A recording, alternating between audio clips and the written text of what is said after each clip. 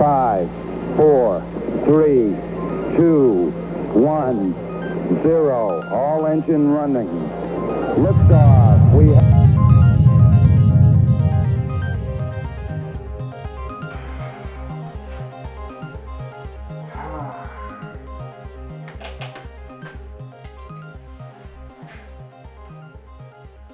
See what you guys do to me.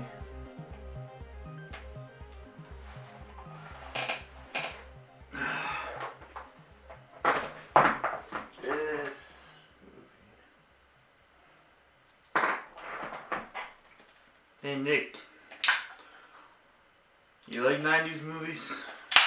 You like super corny, cheesy 90s movies? Well, how about this one? How about this one? I see you guys. I see you guys. I see what your game is. I see what it is.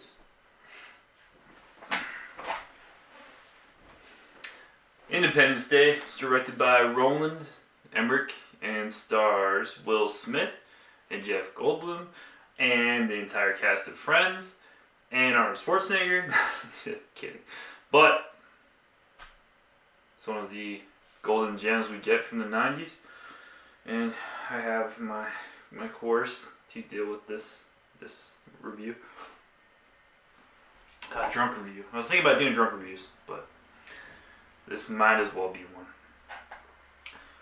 So we're opening up to Independence Day in the first scene first couple scenes. You get a giant, massive ship, which is nothing like anything we've seen before. But an alien race that is attacking Earth, essentially with goals of killing off the humans and terraforming the planet and taking all of our resources, yada yada. The classic alien goal and operation, essentially. I do want to say that the Jew personas in this movie are hysterical. There's a lot of Jewish comedy, which struck gold a couple times in this movie, but the one character in particular, the gay Jewish friend with throat cancer of Jeff Goldblum's, was one of the most over-the-top 90s caricatures, whatever you want to say, in any film, especially in a Will Smith film, because I don't even remember a Will Smith film with a character like that, which I wish he had more characters like that. But you guys need to join me on my quest because you voted for Independence Day over iRobot, which I much rather would have done iRobot. But here we go with Independence Day. Some good things about this movie. The performances from Will Smith and Jeff Goldblum are pretty on the mark. Will Smith's done pretty good work. I believe this is right before Men in Black, so you get the classic 90s Will Smith. They have no decent foothold on what a military uniform consists of in this movie. He gets married in an overcoat with no insignias on it, with a wife beater under his jacket. So those of you guys that are in the Army. And he's also in the Marines. So either way, those of you guys that are in the military, no, yeah, you don't do that. Also, he's getting married, so yeah, you don't do that. We get one funny scene where he's proposing and he hands his friend the ring, and his friend thinks it would be funny to jokingly propose in the locker room. Funny stuff like that. And Independence Day. I see you, Roland. I would say if I could pick one single movie, science fiction wise, that reincarnates Independence Day, it's Transformers: Rise of the Fallen. If you haven't seen Transformers 2, it's very much like that. There's a lot of comedy and a lot of interesting stuff and a lot of funny stuff and a lot of crazy stuff and stuff that has nothing to do with the plot or the aliens or anything, the robots, whatever you have in your movie. Yeah. Transformers 2 is the Independence Day of the modern era. So, if you haven't seen Transformers 2, check that one out, because it's hysterical. It's like a sitcom, just like Independence Day and what we're succumbed to in Independence Day. This movie won a for best visual effects in 1997 had the best visual effects. Little known fact. There are some really good visual effects. There are some terrible visual effects. So the fact they got an Oscar, there must not have been that much competition back in 97. I'll just say that. But there are some good things about this movie. Number one, Bill Pullman is fantastic. One of the best performances for an actor playing the president out of anything I've seen. I think the only person I would say that surpasses him as the president would be Harrison Ford in Air Force One. That's just me. So Harrison Ford is always, one of the top of my books. So Air Force One, Harrison Ford, definitely. But Bill Pullman, Independence Day, is fucking top-notch president in movies for sure. Bill Pullman kills it. I also talked about Will Smith. Talk about Jeff Goldblum in this movie. He's really, really good. I've never been a huge fan of Jeff Goldblum, so I just kind of it's Jeff Goldblum, And he's kind of quirky, and he's like, he's Diet Rick Moranis in this movie, so he's supposed to be the funny Jewish scientist, but he's just like there, and you're just like, oh, it's Jeff Goldblum. Like, it's Jurassic Park. Like, you see some dinosaurs? No, you don't see any dinosaurs. You just see weird ass aliens that try to,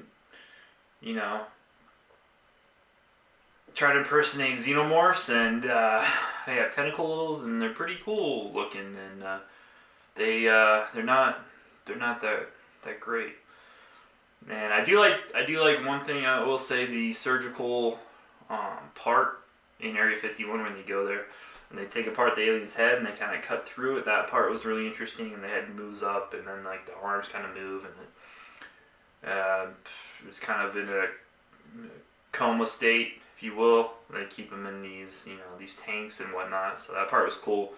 The ship was also kind of cool, how they did it, and then they shoot it. There's all this craziness in this movie. Cousin Eddie is in this movie. Cousin Eddie also saves humanity. If you didn't know that, spoilers. But Cousin Eddie from National Lampoon's Vacation series. What is his name? I can't remember his name. But he's in this movie. And they figure out the only way to destroy these motherships is to have one ship go up and basically redirect the fire of the laser. It shoots back up into the ship, and then it implodes and it destroys the ship, and that's how they they basically kamikaze themselves into the ship, because you can't shoot it when it's charging its laser ray. Basically, you can't shoot it during that part. You have to crash a ship into it. And also, you can't use a drone, because drones were invented in the 90s. They actually were. But you can't do that, so you have to have a pilot, go up there and blow up the alien mothership. But, oh man, you guys love bringing me in the 90s and these good movies. Honestly, this movie was a popcorn movie. Let's be honest. The plot is very base level. There's not very much there. We get some witty 90s humor and comedy, and we get some interesting characters, a couple interesting ones. We get Bill Pullman killing it, crushing it as the president, and then Will Smith, we get basically the Men in Black Will Smith, which we're all used to at this point. You get some good performances, you get some bad ones. You get his Will Smith's wife in the movie, escaping fire, and I'm pretty sure she's an airbender because she doesn't get hurt at all. And Crypto, the super dog, is also in this movie. He jumps through fire and doesn't catch on fire at all, and he's a super dog. He doesn't die at all. He doesn't get injured. He's not affected by illness. Also, the First Lady is in this movie. And one of the first times they talk, she says, "I didn't vote for your husband," which is because that matters. I mean, humanity is dying. That matters. Yeah, good writing in this movie. Man, I can't. The visual effects are hit and miss. Let's be honest. It did win an Oscar. That was back in '97. So obviously '97 is pretty bad. Visual effects wise in the '90s was pretty rough. So we had this weird beginning of CGI and the forcing out of all the traditional, design and all that stuff that they use in Star Wars and Alien and all that jazz. So we go into CGI, the early stages of CGI, which are complete shit, in my opinion, but, history. So we're agreed to a lot of that in Independence Day and all of the craziness in the movie. But final thoughts on Independence Day, I will give it a hilarious 6 out of 10. I think it's a enjoyable movie, popcorn movie, blockbuster movie if you guys like those. Does what it needs to, nothing more, nothing less. It's pretty good action. Sequences are pretty good. The speech by Bill Pullman as the president is probably the best speech in any science fiction movie. Good morning. In less than an hour, aircraft from here will join others from around the world. And you will be launching the largest aerial battle in the history of mankind. Mankind, that word should have new meaning for all of us today. We can't be consumed by our petty differences anymore. We will be united in our common interest. Perhaps it's fate that today is the 4th of July. And you will once again be fighting for our freedom. Not from tyranny, oppression, or persecution, but from annihilation. We're fighting for our right to live, to exist. And should we win the day, the 4th of July will no longer be known as an American holiday, but as the day when the world declared in one voice, we will not go quietly into the night. We will not vanish without a fight. We're going to live on. We're going to survive. Today, we celebrate our Independence Day. Speech is great. That's one of the best writing I've seen in a science fiction movie, period. I wish the whole movie could have been like that, but they really wanted the speech to stand out as it did. His performance was amazing. I think Will Smith did pretty well with Jeff Goldblum. If you like funny Jewish comedy and gay acting, check it out. But overall, it's a pretty good movie. I think it's a very 90s movie, 90s-esque for sure. That's all I got. But I got promotions. The Degenerate Ziac and His Unruly Adventures is live on Kickstarter. For those of you that don't know, that's my comic book. It's fully funded. So if you want a full first issue, a fresh copy sent to your house, go check it out. So that's all I got. Please have a good one and click below to get cryogenically frozen.